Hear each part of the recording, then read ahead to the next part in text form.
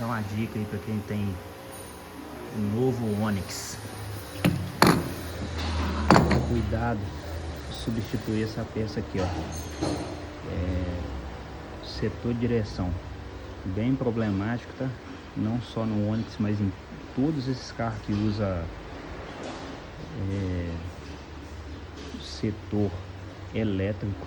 Então ele estraga bastante, folga aqui a gaimaleira aqui, ó. Força muito, né?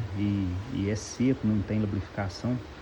Então esse aqui, ó, pode ver, ó, novinho, carro do cliente, muito novo, já tinha sido trocado por esse aqui, dessa marca aí, até muito bem feito, né? Muito bem acabado.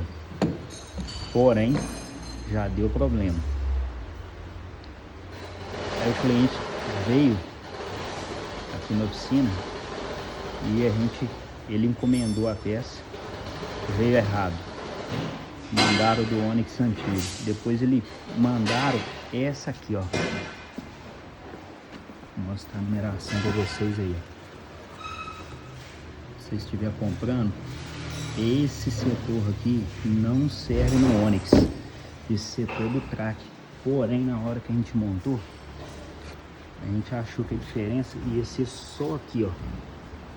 Do track é mais ou menos um tanto assim maior. Vamos dizer, um dedo aqui, ó. Aí o que a gente fez? O cara tava com pressa do carro. A gente tirou, como era da mesma marca, a gente tirou o bracinho, a articulação aqui, ó, do setor dele e substituiu a do setor novo. Como os dois eram novinhos, um zero e o outro usado com pouco tempo. Porém, essa troca de bracinho que a gente fez aqui, ó, do setor, desse setor, dessa numeração que veio pelo braço dessa aqui, me deu um prejuízo aí de 5 mil reais aí. Eu tive que trocar a coluna de direção. O que acontece?